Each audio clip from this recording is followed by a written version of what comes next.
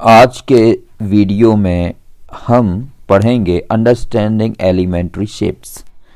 Understanding elementary shapes ये वाला chapter पढ़ेंगे। इस चैप्टर को पढ़ने के लिए कुछ बेसिक जानकारी होना ज़रूरी है। पहले आपके कंपास बॉक्स में आपने इसको देखा होगा। इन्हें कहते हैं, इसको कहते हैं रूलर या स्केल।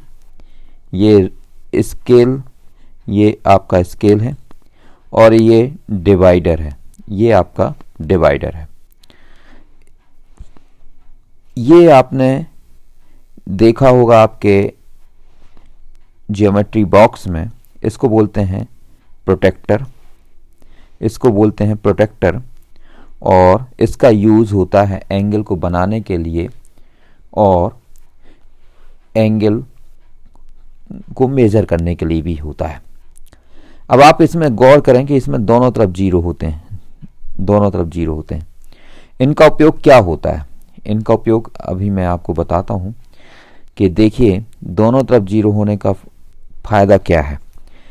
अगर आपको एंगल इस तरफ बनाना है तो प्रोटेक्टर आप ऐसा रखेंगे और इस तरफ का जीरो। अगर आपको एंगल इस तरफ बनाना है तो फिर एंगल इस तरफ बनाना है, ध्यान रखना ये, तो फिर आप जीरो किस तरफ का देखेंगे? इस तरफ का जीरो देखेंगे। तो यहाँ से ऊपर चलते जाएंगे। जैसे फॉर एग्जांपल 30 डिग्री का एंगल बनाना है तो यहाँ कहीं 30 डिग्री आएगा, तो इसको आप ऐसा मिलाएंगे तो ये 30 डिग्री का एंगल बन गया। तो जब आपको लेफ्ट हैंड साइड में एंगल बनाना है तो लेफ्ट हैंड साइड का ही जीरो देखना पड़ेगा।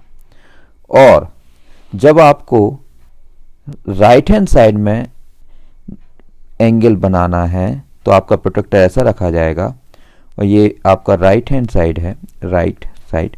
इस तरफ जब आपको एंगल बनाना हो तो यहाँ पे इस तरफ का जीरो देखेंगे।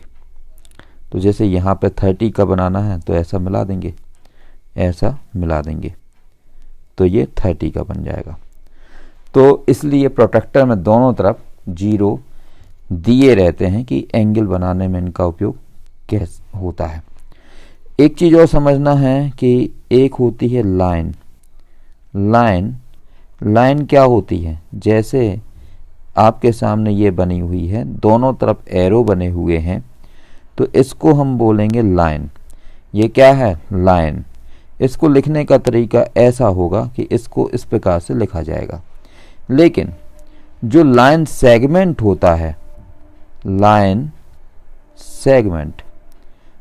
सेगमेंट जो होता है वो होता है कि इसमें ऐसे लिखा जाता है, ऐसे। दोनों तरफ ये एंड पॉइंट कहलाते हैं, ये और ये एंड पॉइंट हैं आपके। मतलब ये बढ़ नहीं रहे हैं, लाइन दोनों तरफ बढ़ती है लेकिन ये लाइन सेगमेंट दोनों तरफ बढ़ता नहीं है। अगर इसका नाम दे दें सी और ये इसका नाम दे दें डी तो इसको हम ऐसा लिखेंगे कि ये लाइन सेगमेंट है।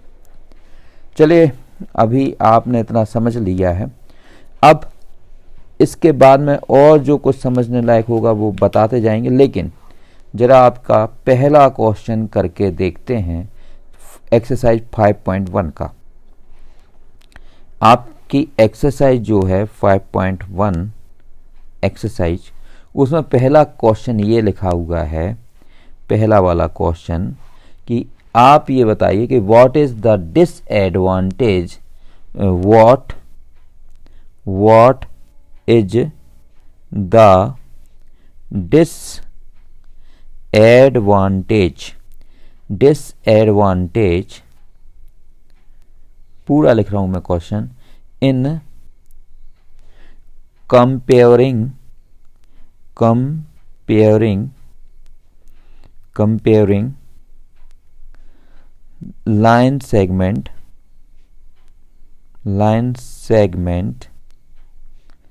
line segments by mere observation.